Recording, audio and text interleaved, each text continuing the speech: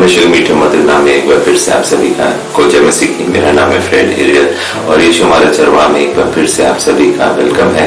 और हर दिन की तरह परमेश्वर ने आज का दिन दिया है तो परमेश्वर का सबसे पहले हम धन्यवाद करते हैं और साथ ही साथ आप लोग का भी धन्यवाद करते हैं जो इस वीडियो के द्वारा परमेश्वर के वचन को ग्रहण करते हैं, सुनते हैं और सीखने और समझने की कोशिश करते हैं।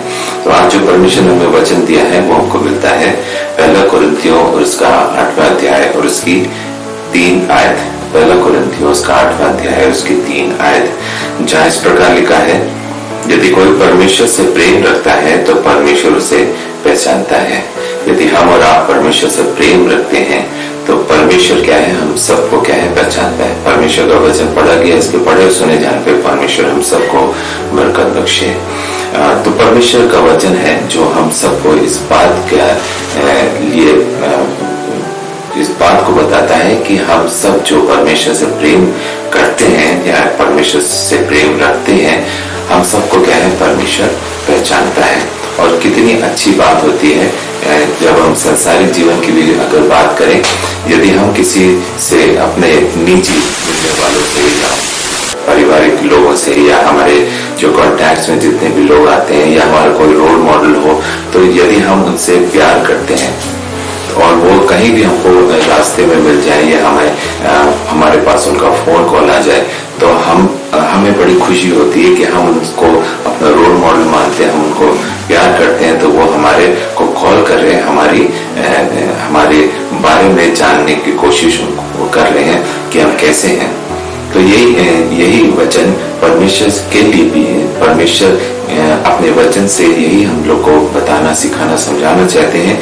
यदि हम परमेश्वर से प्रेम रखते हैं तो परमेश्वर भी क्या है, हमें क्या है, पहचानता है। परमेश्वर ने अपने हाथों में हमारे चित्त को बनाया है। उसके हाथों में हम सबका चिन्ह है, हम सबकी शक्लें उसके सामने हैं, क्योंकि हम सब क्या है, परमेश्वर के स्वरूप में रचे हुए बनाए गए हैं। परमेश्वर ने हम सबको अपने स्वरूप में बनाया है। ऐसा तो हो ही नहीं सकता कि परमेश्वर हम सबको बनाकर क्या है, भूल जाए और हमें याद ना करे। परमेश्वर हम सबको याद करता है। परमेश्वर ने मनुष्य को बनाया, ना ऊंच ना नीच, ना अमीरी ना गरीबी, ना मसीह ना गैर मसीह, ना अन्य जाति। परमेश्वर ने सबको बनाया। किसी पर्टिकुलर रिलीजन के बारे में बात नहीं कर रहे हैं, हम किसी पर्टिकुलर कास्ट और क्रीड के बारे में बात नहीं कर रहे, बल्कि हम पूरी एंटायर जो मनुष्य की रचना है वो परमेश्वर के द्वारा ही करी गई है। इसलिए परमेश्वर क्या है, हम सबको पहचानता है जो परमेश्वर से प्रेम रखते हैं। आज पूरे संसार में सबसे ज्यादा क्या है, मसीह लोग पाए जाते हैं। सबसे ज्यादा क्रिश्चियंस हैं जो पूरे संसार में हैं।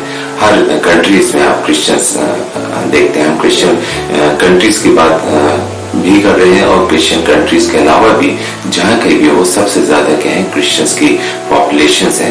तो ये जरूरी नहीं है कि हर क्रिश्चियन, अगर करोड़ों में बात करें, करोड़ में पॉपुलेशन है ऑल ओवर वर्ल्ड में, तो सब मसीह जो है जरूरी नहीं परमेश्वर से प्रेम करते हैं। कुछ आज भी हैं जो भटक गए हैं। परमेश्वर ने बनाया जरूर है, वो मसीह परिवारों में उन्होंने जन्म लिया है, लेकिन क्या वो समय वो एहसास उनके अंदर इस बात का है कि परमेश्वर के द्वारा वो रचे बनाए गए। आज ज्यादा लोग अपने काम धंधों की वजह से या दूसरी कंट्रीज में रहते हैं। क्यों?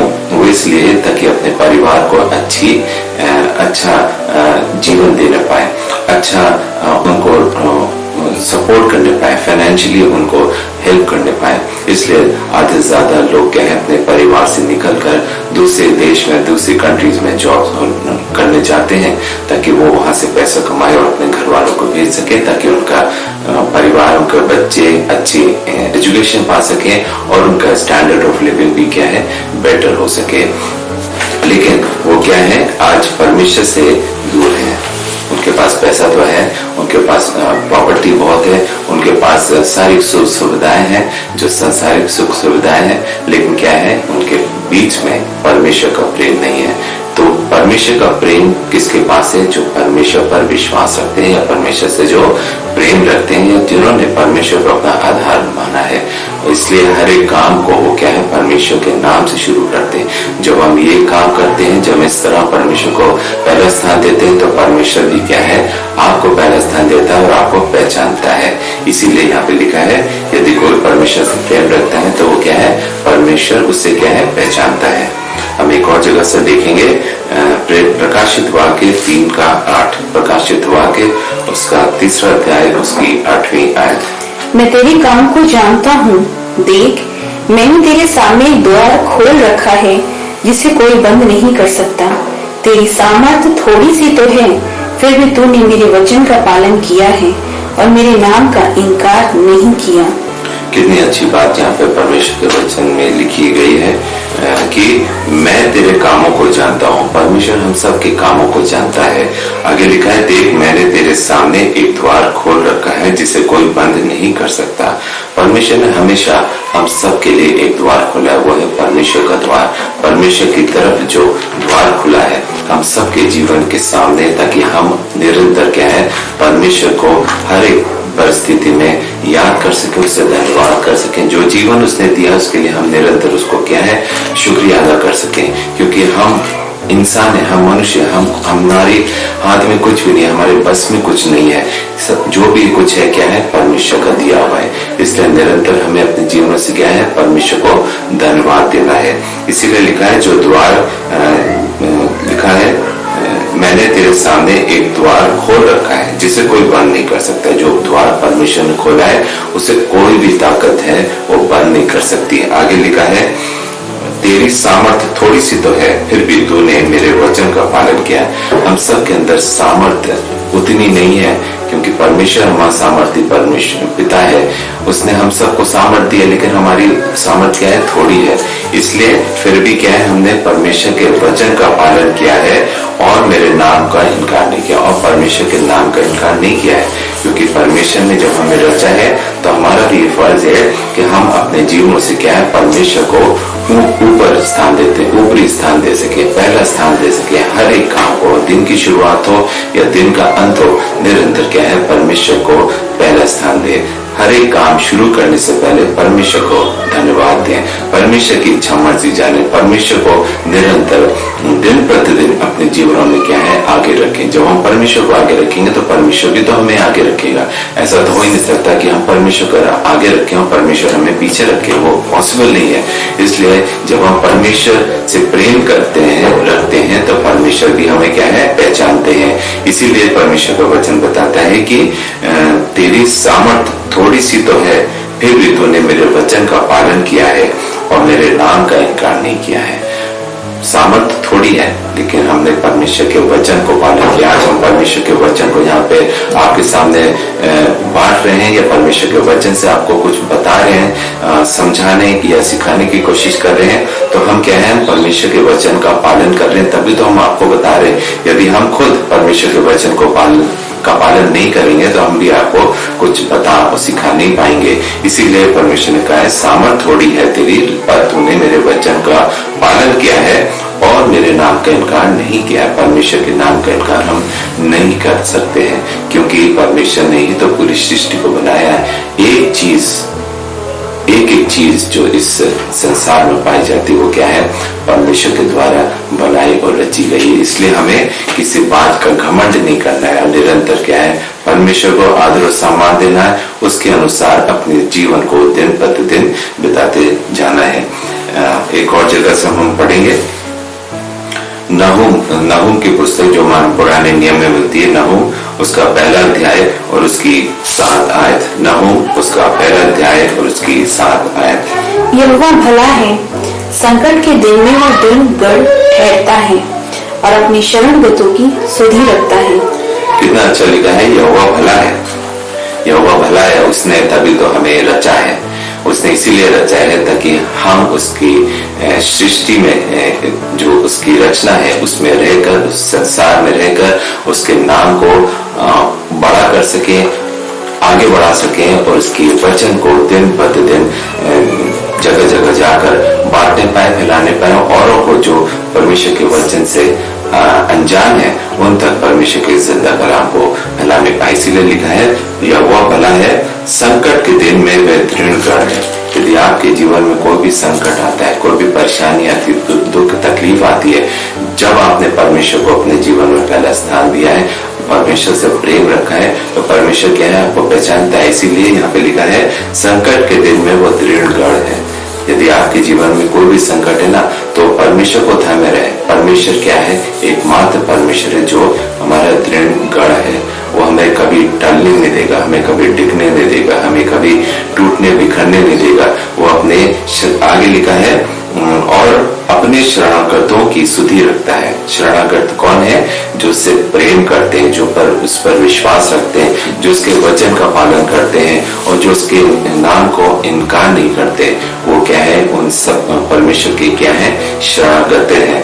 और ऐसे जितने भी ऐसे शरणागत हैं उनकी क्या है? वह सुधि रखता है। सुधि रखता है मतलब वो हमारा ध्यान रखता है, वो हमारी चिंता करता है, वो हमारी फिक्र करता है, क्योंकि हम उसके क्या है? हाथों की रचना है। हमने ये जीवन अपने आप नहीं लिया है, ये जीवन क्या है? परमेश्वर के द्वारा हमें दिया गया है। इसलिए क्या है? यहाँ लिखा है यहोवा भला है।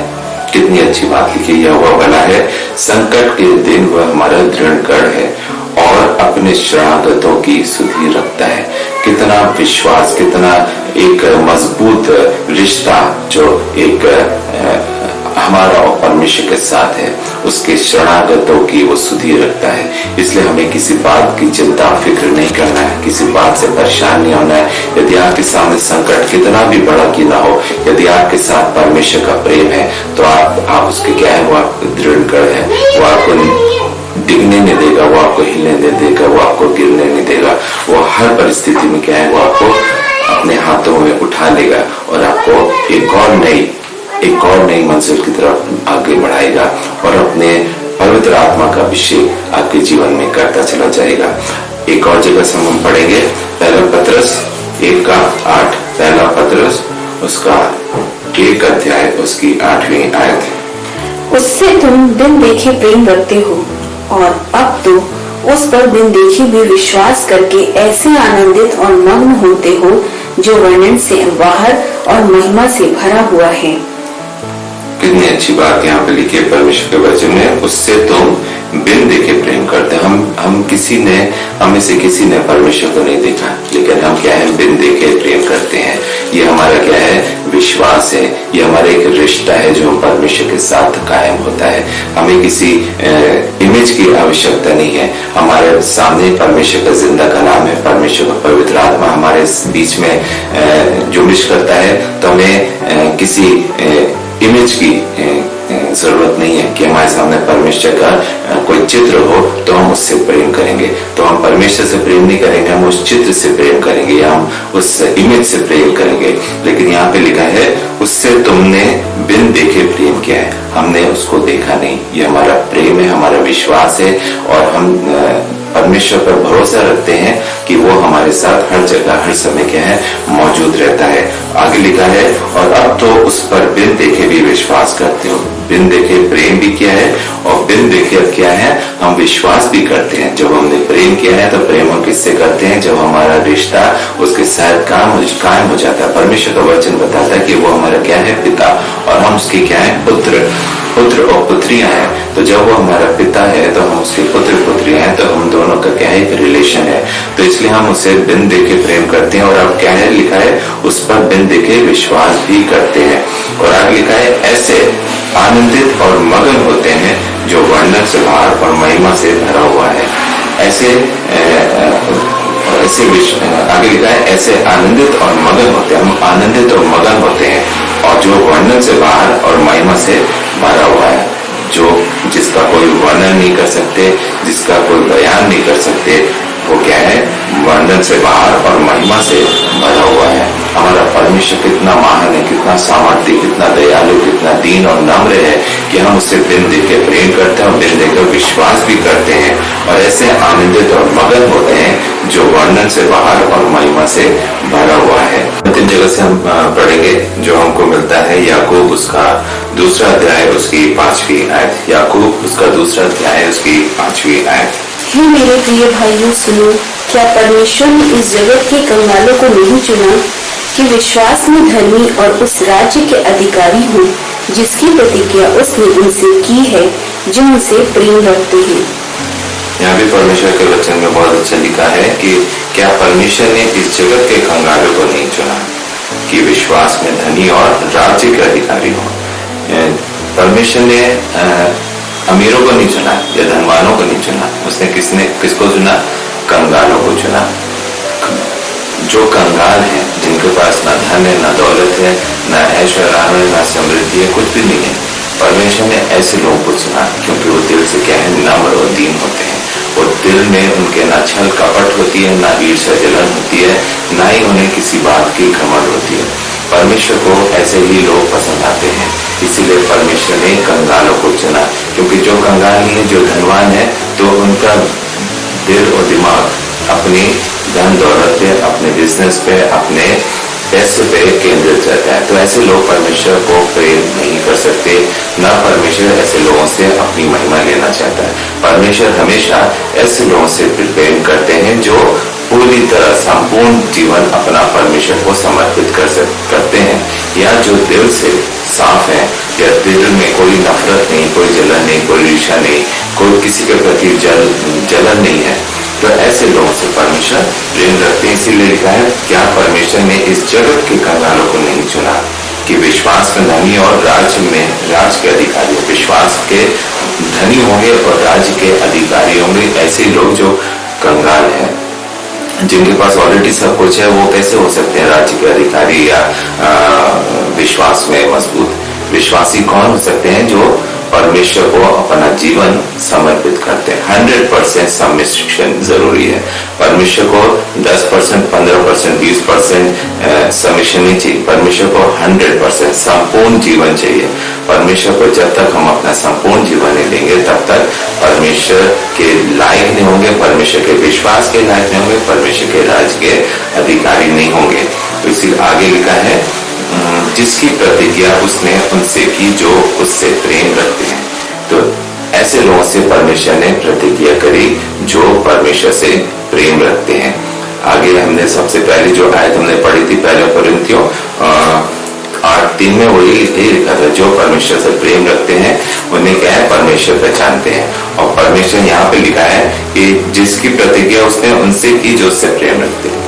ऐसी प्रतिज्ञा परमेश्वर ने उन्हीं से करी है जिससे परमेश्वर से जो प्रेम रखते हैं। यदि आज परमेश्वर को आप अपना जीवन समर्पित करना चाहते हैं, यदि आप चाहते हैं कि परमेश्वर आपके नाम को पहचाने, तो अपना जीवन परमेश्वर को क्या है, समर्पित करना। जब इस तरह से हम अपने जीवनों में दिन प्रतिदिन आगे बढ़ेंगे, तो परमेश्वर भी आपको क्या है, अपने गले से लगाएगा और अपने राज्य के अधिकारी बनाएगा और विश्वास में आपको दृढ़ और मजबूत करेगा। आशा करते हैं छोटा सा वचन आपके जीवनों में कुछ न कुछ बदलाव ला सकेगा और कुछ न कुछ आपने आज के वचन से सीखा होगा। यदि आपने कुछ सीखा तो इस वचन को ज्यादा से ज्यादा लोग तक शेयर करें, ताकि और भी लोग इन वचनों के द्वारा क्या है, आशीष पाएं। May God bless you all.